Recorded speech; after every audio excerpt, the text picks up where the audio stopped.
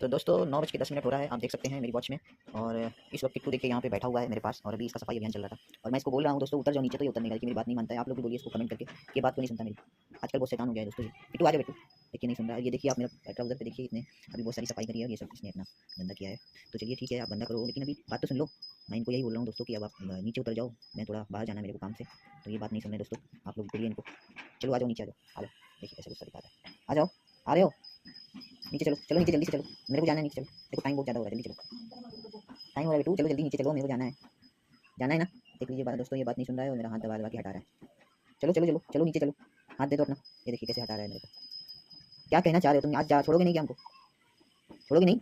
हाँ, सब लोग देख रहे हैं, लोग क्या बोलेंगे, तुम कितने गंदे हो गए हो। सब लोग क्या बोलेंगे तुमको कि तू कितना शैतान हो गया है, बात नहीं सुनता किसी की।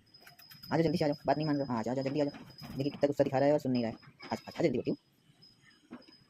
नहीं आओगे तो क्या करें, हम नहीं जाएँ?